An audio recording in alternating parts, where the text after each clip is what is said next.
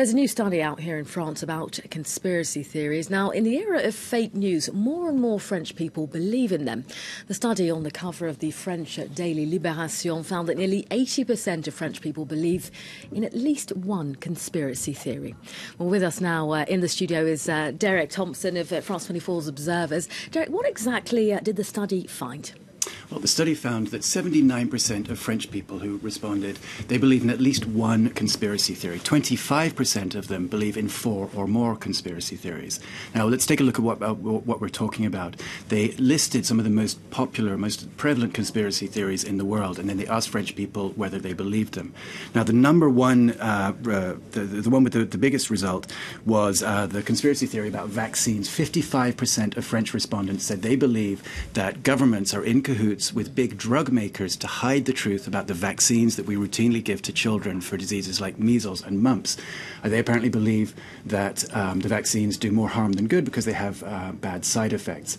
Now, number 2 is an old favorite. It's the belief that the CIA had a role in the 1963 assassination of John Kennedy.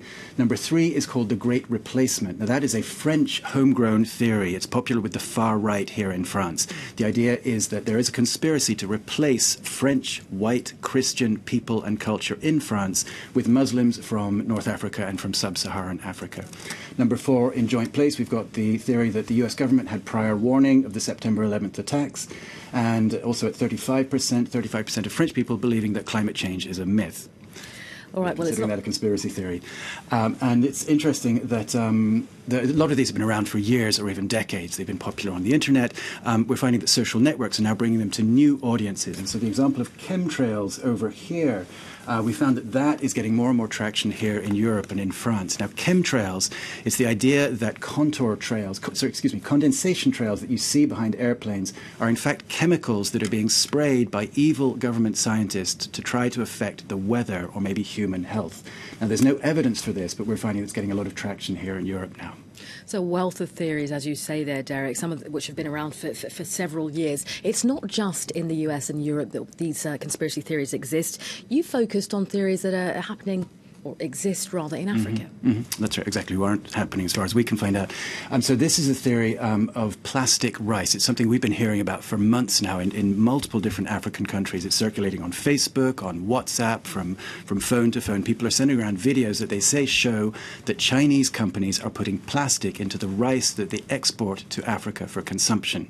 The people say, again, without any foundation, that it's either to undercut the locally grown competition by cheapening the prices of the Chinese rice, or just to poison Africans. So it's very vague. And what they do is they find videos online that show Asian workers making something out of plastic that looks a lot like rice pellets. And then, in fact, they're making recycled pellets for use in industry. This is an example here of someone showing that when she makes a bowl of rice, which she says contains plastic, it bounces. Well, we talked to a nutritionist, and in fact, starchy rice bounces just after you've cooked it anyway, so that's natural rice. So there's no evidence that anyone, Asian or Chinese, is actually putting plastic into rice destined for Africa. It's interesting that conspiracy theories often reflect underlying tensions in a country or a region. And in Africa, of course, Chinese companies are very active in many of the economies, and they're accused often of profiteering off of cheap African labor without giving back to the community. All this, it's coming at a time when fake news is growing, essentially. We're hearing more and more about it. The French President, Emmanuel Macron, has spoken about taking action. I mean, is that even possible? It's possible, but it's very, very hard. It's very complicated. There's a lot of pressure on technology companies like Google and Facebook to do something now, and they are making an effort. We're working with Facebook, for instance, along with other fact-checking groups to try to identify pieces of fake news. The idea is that fact-checking organizations like the France 24 Observers will identify a piece of fake news and then publish an article that explains how it's fake, why it's fake, and presents the facts to support it.